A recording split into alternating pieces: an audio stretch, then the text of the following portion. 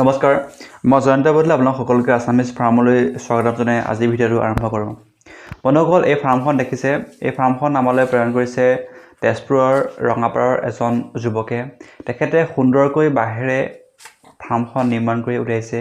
আপোনালোকে দেখিছে তেখেতে অতি কম খৰচতে সুন্দৰকৈ এই ফাৰ্মখনৰ নিৰ্মাণ কৰি উলিয়াইছে আৰু তেখেতে গাহৰি পালন কৰি লাভান্বিত হ'বলৈ সক্ষম হৈছে।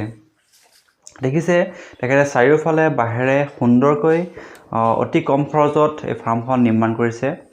তেখেতে তলটো পকা দিছে আৰু বাকী চাৰিওফালে বাঁহেৰে নিৰ্মাণ কৰিছে যাতে তেখেতৰ ফাৰ্মখন নিৰ্মাণ কৰোঁতে কিছু খৰচা কম হয় আৰু তেখেতে বাকী খৰচাসমূহ যেন কৰিব পাৰে, যেন দানা খোৱা, দানাৰ খৰচ, আপোনাৰ বাকী গাহৰি পোৱালি কিনা এই বাকীখিনি কৰিব পাৰে। গতিকে তেখেতে ফাৰ্মখন অতি কম খৰচতে অতি বাঁহেৰে সুন্দৰকৈ ফাৰ্মখন নিৰ্মাণ কৰিছে।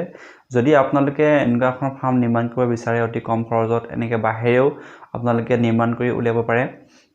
এয়া দেখিছে তেখেতৰ পিয়ৰ হেমচিয়াৰ পোৱালি আছে আৰু কিছু লাৰ্জ ব্লেকৰ পোৱালিও আছে তেখেতৰ লগত।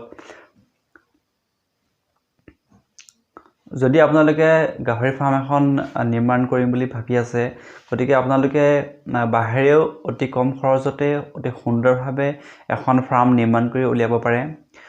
পকাৰ ফাৰ্মখন কৰিলে কিছু সুবিধা হয়, যদিও পকাৰ আপোনাৰ ফাৰ্মখনত আৰ্থিকভাৱে যথেষ্টখিনি খৰচা হয়।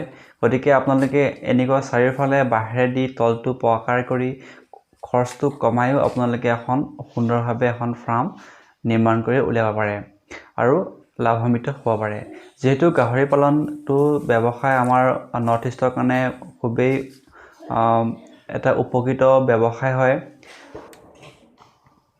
আমাৰ উত্তৰ পূৰ্বাঞ্চলত এই গাহৰি মাংসৰ চাহিদা অতি বেছি আৰু সেই অনুপাতে আমাৰ উৎপাদনৰ হাৰ অতি কম।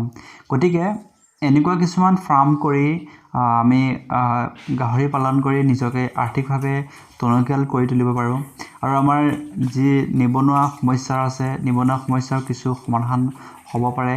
গতিকে আপোনালোকেও এনেকুৱা কিছুমান ফাৰ্ম কৰিব পাৰে য'ত আমাৰ অধিক লাভান্বিত হ'ব পাৰে। যিহেতু এজনী গাহৰিয়ে 8ৰ পৰা 10টালৈকে পোৱালি দিয়ে। গতিকে আমি যদি ভালকৈ ইয়াক মেনেজমেণ্ট কৰি যদি পালন কৰোঁ তেন্তে আমাৰ লাভ হ'বই। বাহিৰৰ ব্যক্তিসকলেও ফাৰ্ম কৰি তেখেতসকলে বাহিৰত পঞ্জাৱত ফাৰ্ম কৰি এই গাহৰিসমূহ বিক্ৰী কৰিবলৈ আমাৰ অসম বা নৰ্থ ইষ্টলৈ লৈ আহিও তেখেতসকলৰ ইমান যদি প্ৰফিট হ'ব পাৰে, আমি অসমতে থাকি আমাৰ অসমৰ ব্যক্তিসকলে এই ফাৰ্মসমূহ কিয় কৰিব নোৱাৰোঁ? নিশ্চয় পাৰিম। আমি অসমতে থাকি আমাৰ অসমৰ যুৱকসকলে বা অসমৰ ব্যক্তিসকলেও আমি এনেকুৱা ফাৰ্ম কৰি আমি নিজকে স্বাৱলম্বিত কৰিব পাৰোঁ। গতিকে আপোনালোকৰ যদি বাজেট কম তেন্তে আপোনালোকে পকাৰে নকৰি এনেকুৱাকৈ আপোনালোকে বাহিৰেও প্ৰথমতে কম খৰচতেই কৰি লাভান্বিত হ'ব পাৰে।